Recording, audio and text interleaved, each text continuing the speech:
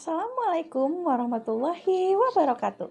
Alhamdulillahirrabbilalamin, akhirnya kita dapat bertemu kembali di pelajaran bahasa Indonesia, tentunya dengan Ibu. Nah, kelas 9 ini kita masih tetap akan membahas mengenai teks tanggapan. Setelah di minggu kemarin kita membahas mengenai itu pengertian tanggapan dan lain-lain, hari ini kita akan membahas struktur, ciri kebahasaan, dan cara menanggapi dengan baik. Seperti apa? Mari kita simak video ini baik-baik. Struktur teks tanggapan yang pertama adalah konteks. Apa itu konteks? Konteks pasti penempatannya selalu ada di awal paragraf teks tanggapan. Itu pasti ya. Nah, apa saja yang ada di dalam konteks? Konteks berisi apa yang ditanggapi, peristiwa atau karya apa yang ditanggapi, itu adalah konteks. Lalu struktur teks tanggapan yang kedua ada deskripsi. Nah, kita sudah tidak asing lagi dengan kata deskripsi yang artinya maknanya menggambarkan. Nah, jadi di dalam teks tanggapan ada struktur yang namanya deskripsi. Nah, di dalam deskripsi ini berisi bagaimana suatu karya bisa terrealisasikan atau bisa dihasilkan atau diciptakan. Nah, dideskripsikan di struktur deskripsi ini. Lalu struktur yang terakhir ada penilaian. Nah, isi penilaian di sini adalah pandangan atau pendapat kalian selaku yang menanggapi mengenai karya yang kalian tanggapi. Apa yang kita pikirkan tentang sesuatu atau karya tersebut, itu adalah penilaian. Jadi struktur dari teks tanggapan itu ada 3. Yang pertama konteks, yang kedua deskripsi, yang ketiga penilaian. Sebelum kita belajar menanggapi, kita harus tahu dulu cara menanggapi yang baik itu seperti apa. Nah, hal-hal yang harus kita perhatikan saat menanggapi adalah yang pertama ada menanggapi pujian. Kita harus punya cara yang tepat untuk menanggapi pujian-pujian. Yang pertama, kita harus tulus. Dalam memuji kita harus tulus dan tidak banyak basa-basi. Jadi tidak usah banyak embel-embel lain. Maksudnya tulus itu seperti apa? Contohnya kita memberikan pujian kepada teman kita, coba tatap matanya. Jangan sampai saat kita memuji mata kita kemana, itu kamu bagus deh puisinya, kan jadi seperti tidak tulus ya. Nah, jadi salah satu yang harus kamu lakukan adalah tulus. Caranya yaitu adalah tatap mata orang yang kita puji. Seperti itu.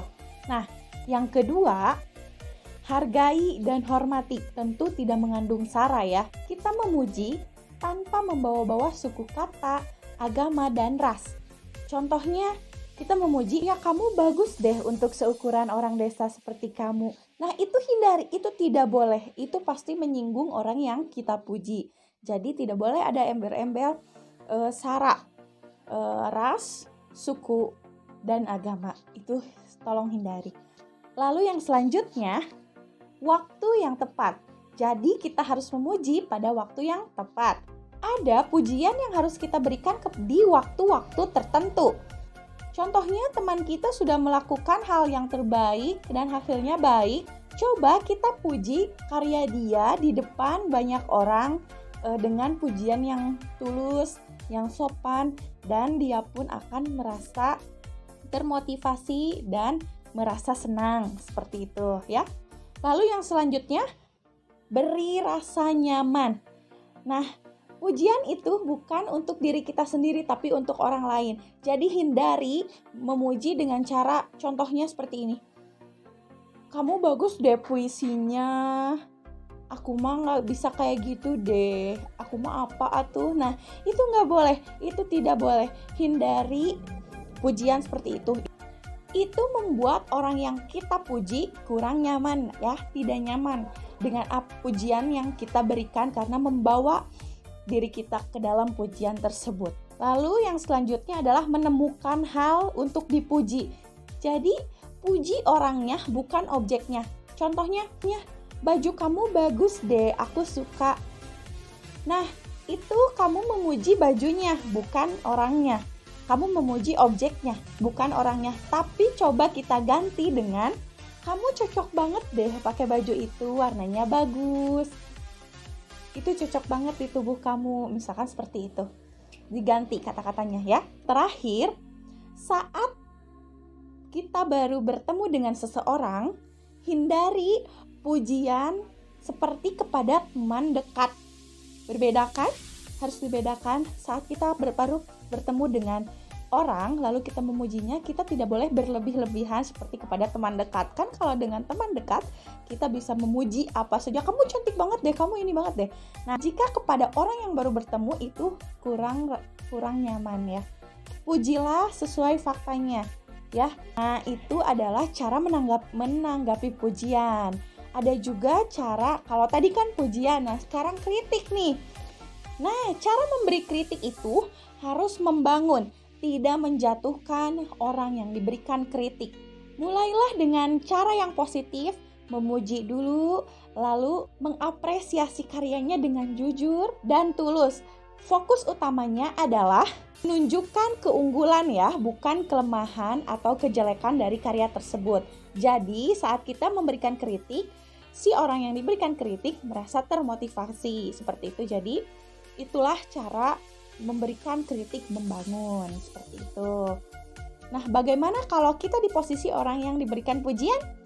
Nah, hal yang pertama kita lakukan adalah tentu saja mengucapkan terima kasih. Tapi jangan terima kasih saja, tapi harus ada embel-embel terusannya. Misalnya, terima kasih, pujian kamu memotivasi saya, seperti itu. Terima kasih karena kamu sudah memotivasi saya atas pujian kamu. Nah, bisa seperti itu. Nah, sekarang kita akan masuk ke ciri kebahasaan teks tanggapan. Perhatikan baik-baik. Yang pertama, ciri kebahasaannya adalah lugas dan santun. Lugas di sini kita harus jelas, tepat. Kalau santun, bahasanya yang baik ya, seperti yang pernah Ibu jelaskan. Bahasanya yang baik, yang sopan. Seperti itu. Lalu, ciri kebahasaan yang kedua, ada konjungsi. Seperti yang kita ketahui, konjungsi itu contohnya dan, jika, sehingga, dan lain-lain. Nah, konjungsi ini biasanya tidak hanya ada dalam teks tanggapan, tapi ada di teks-teks lain ya, sudah biasa. Dalam teks-teks dalam bahasa Indonesia pasti selalu ada konjungsi, atau bisa kita sebut juga dengan kata hubung. Lalu yang selanjutnya adalah diksi atau pilihan kata. Nah, diksi di sini harus tepat, jadi pilihan kata yang tepat. Jadi kita harus memilih pilihan kata, jangan sampai menyinggung orang yang diberikan tanggapan, seperti itu. Lalu yang selanjutnya adalah penggunaan bahasa deskriptif. Berhubung di dalam struktur teks tanggapan ada struktur deskripsi atau menggambarkan karya. Nah, jadi di dalam teks tanggapan ciri kebahasaannya adalah menggunakan bahasa deskriptif atau bahasa yang biasa menggambarkan, seperti itu. Nah, yang terakhir ada kata yang mengungkapkan penilaian. Nah, penilaian di sini tadi sudah Ibu jelaskan, ada pujian, ada kritik. Caranya pun sudah Ibu beritahu tadi, cara memberi pujian yang baik, cara memberikan kritik yang membangun seperti apa. Seperti itu. Jelas sampai sini? Semoga anak-anakku bisa paham ya materi teks tanggapan hari ini. Pembelajaran kali ini Ibu cukupkan sekian. Wassalamualaikum warahmatullahi wabarakatuh.